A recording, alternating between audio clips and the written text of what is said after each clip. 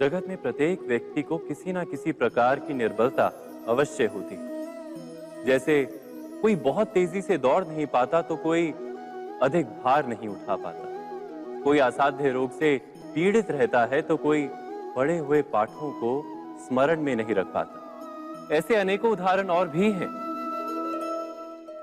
क्या आप किसी ऐसे व्यक्ति को जानते हैं जिसे सब कुछ प्राप्त हो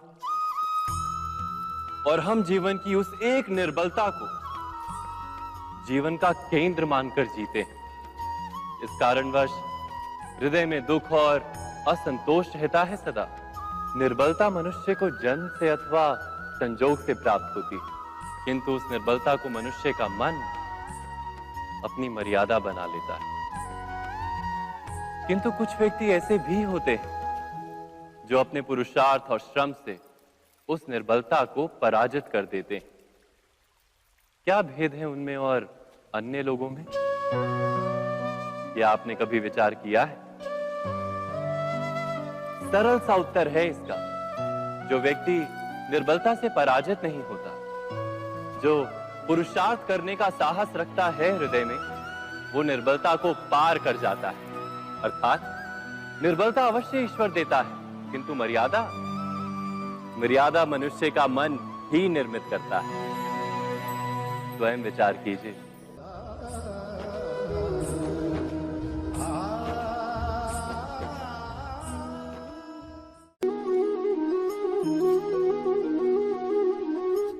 भविष्य का दूसरा नाम है संघर्ष। हृदय में आज इच्छा होती है और यदि पूर्ण नहीं हो पाती तो हृदय भविष्य की योजना बनाता है।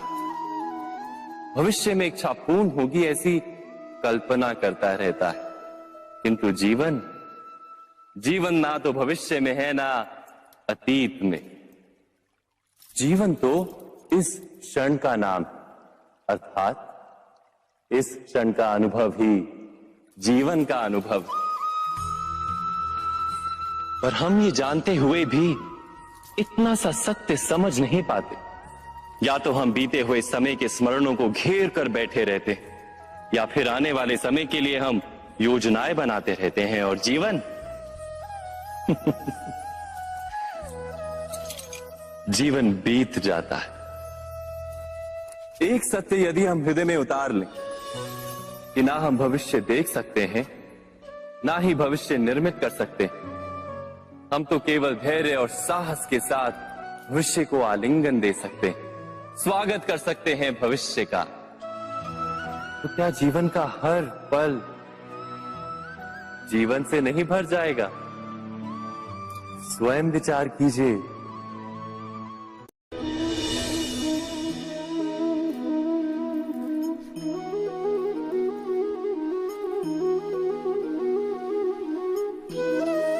ज्ञान प्राप्ति सदा ही समर्पण से होती है, ये हम सब जानते हैं। किंतु समर्पण का वास्तविक महत्व क्या है? क्या हमने कभी विचार किया?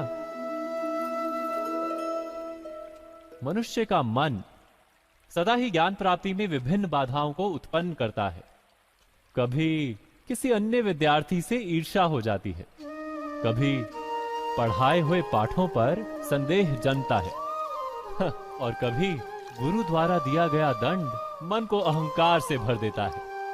नहीं, क्या ऐसा नहीं होता?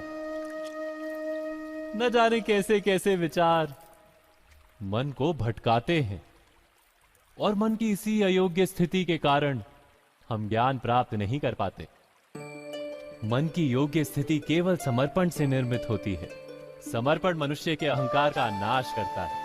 ईर्ष्या, महत्वाकांक्षा आदि भावनाओं को दूर कर हृदय को शांत करता है और मन को एकाग्र करता है। वास्तव में ईश्वर की सृष्टि में ना ज्ञान की मर्यादा है, ना ज्ञानियों की। गुरु दत्तात्रेय ने तो गाय और श्वान से भी ज्ञान प्राप्त कर लिया था।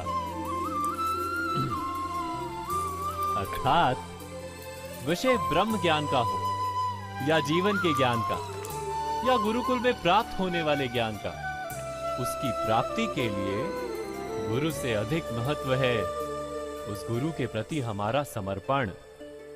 क्या ये सत्य नहीं?